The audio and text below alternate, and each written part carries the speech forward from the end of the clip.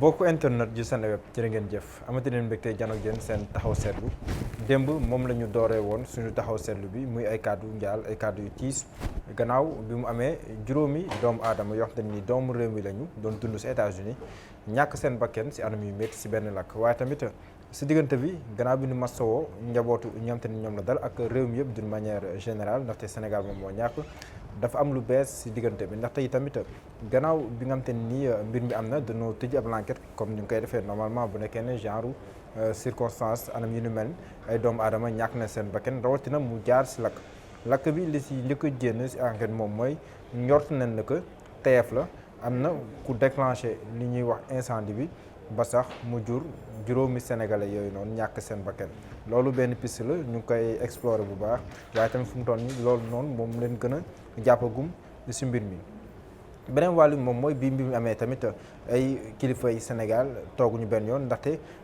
ki nga xam te ni moom mooy autorité diplomatique bi nekk sa New York dépêché nañ ko bu dem fa mbir bi amee parce que xam dama leen di fàttali ne que juróomi ndaw Sénégal yooyu nga xam ne dañoo ñàkk seen bakken ñu ngi doon dund foofu noonu si Colorado nekk sa États-Unis ñu fa doon dund waaye autorité diplomatique bi teewal Sénégal si New York dépêché nañ ko mu dem foofu si ville bi mu amee ngir tamit gën a taataan ay xibaar yu wóor waaye tamit état du Sénégal si xibaar yu am tamit lépp loo xamante ni war na ko si dina ko def njiitu réew mi sax président Macky Sall wax na ko si benn réaction bu mu amal jàpp na ne mbir mi lu métti la waaye tam lu grave la te tamit nguuru Sénégal daf koy topp bu baax a baax ba tamit am si leeraanga bu mat sëkk. nguuru Sénégal gannaaw war na sam taxawaay bu leer am nañ tamit ay waxtaan yoo xam te ni sekk nañ ko ak ñi nga xam te ni ñoom ñooy mbokk yi gën a jege ñi nga xam te ni ñoom ñoo ñàkk seen bakkan foofu noonu sekk nañu waxtaan yi tamit ak ki nga xam te ni moom mooy Boubacar Seye moom tamit dafa yittoo lool xeex ngir gën a ñoŋal nekk ni ñi nga xam te ni ñoom ñooy sénégalais di dund sa biti réew waxtaan yooyu tam dañ leen koy dégtal ngeen gën si am leeraange waaye jàppale ne fu mu toll nii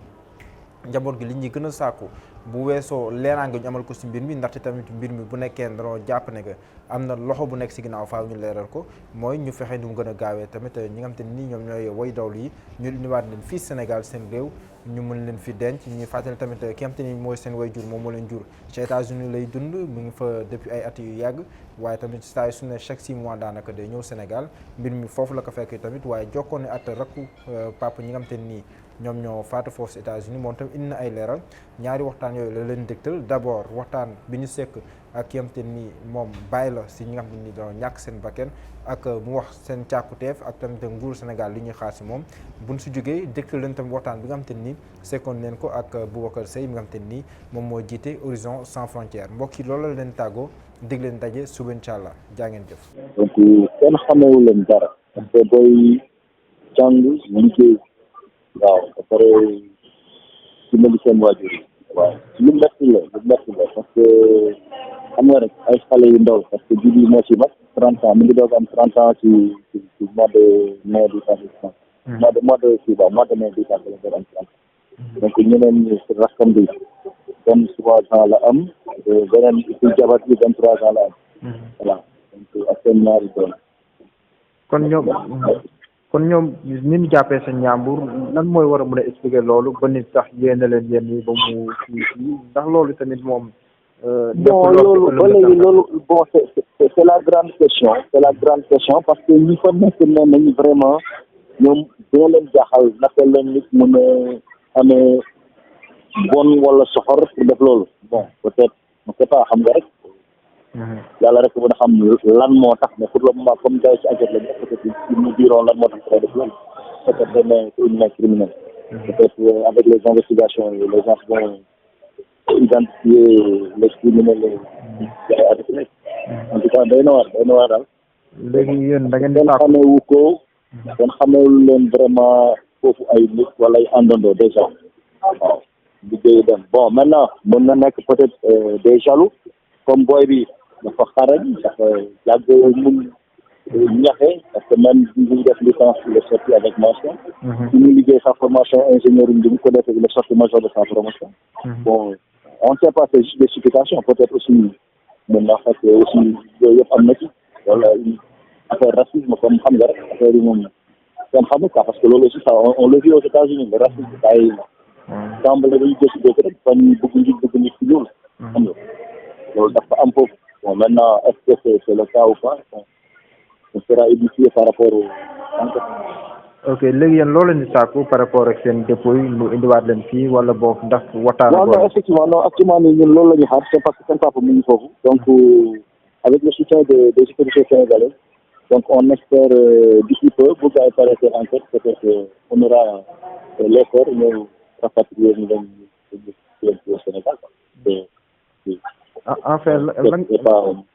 la ngeen di sàkku ci nguur gi parce que tamit njaboot gi soxla na une cellule de crise bu leen di taxawu si wàllum xel wala bokk si wàllum dëfal loolu tamit soxla ngeen ko la ngeen di sàkku ci nguur Sénégal. waaw bon nguur gi bon xam nga am na yoo xamante ne moom doo ko wax. waaw parce que ñoom xam nañ leen seen warugar je pense que dinañ ko def waaw ñun soutien bi fu mu toll nii gën a soxla rek mooy vraiment nañ jàppale corps bi maintenant bu ci amaatee leneen luñ ci def aussi bon ça sera la bienvenue donc loolu la. ñun moom fu mu toll nii nañu gars yi jàppale pour au moins corps yi ñu rapatrier leen ñu maintenant surtout que si il y a une main criminelle vraiment que les enquêtes soient menées et que ces enquêtes soient arrêtées. Boubacar Seye yaay njiital Horizon Sans Frontières. démb am juróomi doomu Sénégal ñu ñàkk seen bakkan ci États-Unis te itam mu tukkee ci benn lakk njëkk ban réaction ngeen ci am yéen waa Horizon Sans Frontières. bon xanaa mu nekk tiis bu metti rek ci ñun mu nekk tiis ak naqar bu metti ci ñun parce que juróomi nit perte seen bakkan ci anam bu demee nii wax dëgg yàlla du loo xam ne ñun ñu ngi koy rafetlu voilà information yi ñu jot a am gis nga dañuy wax ni sax l'origine de l'incendie est criminelle donc nit a ko tey pour ñëw faat leen loolu moo tax nag tey Horizon Sans Frontières jóg di ñaax l'État du Sénégal pour d'abord mu mettre une cellule de crise au niveau du ministère des Affaires étrangères